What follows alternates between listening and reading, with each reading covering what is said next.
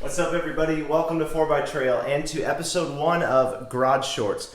This is a little series I'm trying out. I don't know how many of these I'll do, but they're going to be short videos that get right to the point on topics like today's video, a tip for vehicle maintenance. Some of these I might highlight a new product I'm trying out or something interesting I'm doing to the Jeep. Just a variety of interesting subjects coming at you in bite-sized videos just like this one.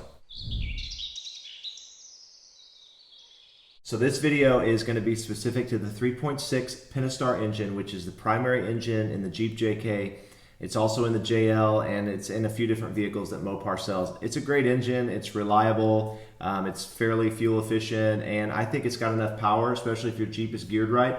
But there is a part that's known to fail on this engine, and it's related to the oil changing process. So that's what we're going to talk about. If you lift off the cover, you'll see the oil filter housing right there. Now that's not only for the oil filter, it's also part of the engine oil coolant system. It's all one assembly.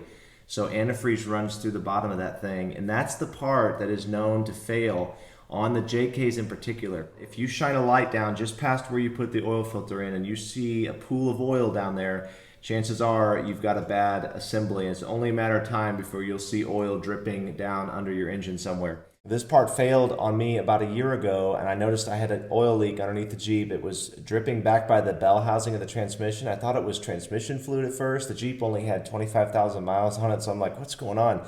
Come to find out, it was engine oil, and there was some antifreeze mixed in with it, which explained why my coolant levels have been dropping. But I have a theory on how we can avoid these assemblies failing. I think they're failing because people are over-tightening their oil filter cap.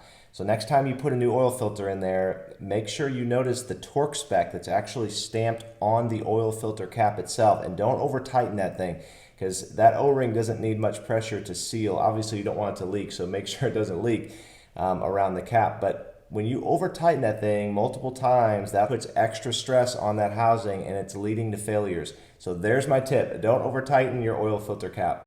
Well, guys, that's it for today's video. Give it a thumbs up if you enjoyed it, and I'd love to hear from you in the comments below if you've got ideas for this series or for a longer video for the channel. Let me know, and make sure to subscribe for lots more great content here on 4x Trail. I'll see you soon.